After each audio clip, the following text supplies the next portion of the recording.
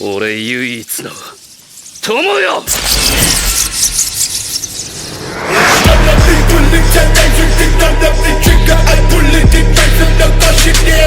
いい加減おとなしく切られやがれ。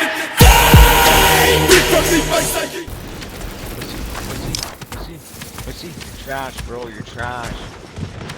Oh, don't shoot freezing. Don't shoot freezing. He's the best.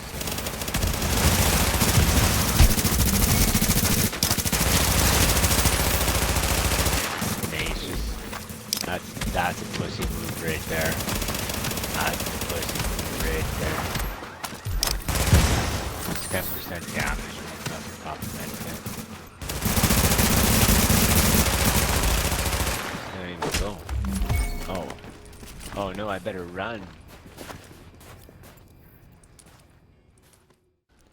What is going on, people? This is my first build video on the Division, and today I'm should be showing you my my eyes the most balanced build in 1.6 and 1.6.1 soon to come. It is a hybrid build, a mixture of tacticians and high end. Hold on, let me just I need my selfie model real quick.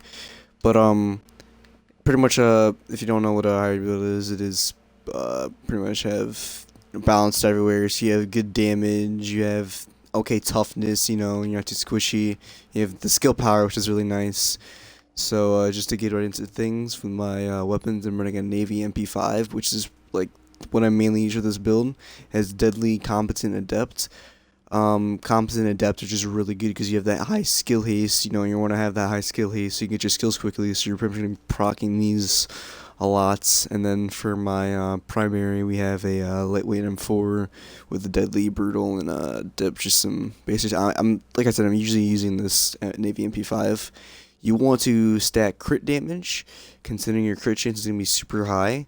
So just all across the board stack crit damage. So you can see we have crit damage on the loud vent break, crit damage on the small grip, on the scope, and yeah. So I mean, I'll just showcase the M4. I don't really use this much, but this is what I have on it. And then for my chest piece, we are running Vigorous, so we can get that over here with booster. I have pretty good pretty good electronics rolls. You want to roll skill haste and health, and in your third slot, you know, ammo capacity, whatever suits you. For my mods, I am running a firearms mod with skill haste and a stamina mod with skill haste, just for the firearms for a little bit more damage and stamina so not so squishy. For my mask, I am running refresh. Now, there's two ways you can run this. You can either run this with refreshed, or you can run this with tac mask, and then so you can switch that out and then run. You can run savage. So I think, yeah. So you would run savage, but preferably I like to run it with the refresh because the heal is just way better when you pop that heal when you're in your last segment. So on the mask, I have refreshed and rolled into firearms, and with skill power, damage to elites. You can roll skill power. That's probably the best thing to roll. Yeah, probably gonna want to roll skill power for that one. For my knee pads, just tack knee pads with a firearms roll with health. Disrupt resistance, burn resistance. Ideally, you want burn resistance and shock resistance, but I mean, not that big of a deal, you know. But you want to roll health on that, and firearms. I think you got a pretty good armor roll and firearms roll. So, yeah. Onto the backpack, just running specialized, just for that extra skill power with health rolled into firearms, and I just got the ammo capacity because I have a pretty big ammo size. And then for the gloves. These aren't the best gloves to you right now. If ideally, I'd want like SMG damage, crit damage, and skill haste, so I can get, because right now you can get this easily to 50% skill haste, but I have 45 just because of these gloves. But you can roll if you wanted to. You just roll SMG damage, crit damage, and crit chance. They're pretty low too. You know, 877, 15 crit damage, and the max is 17. So not the best roll in the gloves, but I don't think I have any other ones. And then just a Tactician's holster with a skill haste on it, and yeah. So, like I said, the reason why it's so good is because that you have that skill haste. You're you're able to match other people's damage. Not like, of course, you're not gonna be able to match 9K firearms, but considering you have the better heal, in the 1v1, chances of you beating someone with 9K firearms with no heal is much higher. So, onto the character sheet. For weapons, my crit chances right now is 21. When I pop my pulse, I get I will get from Adept, I will get like 28, and plus my pulse right here.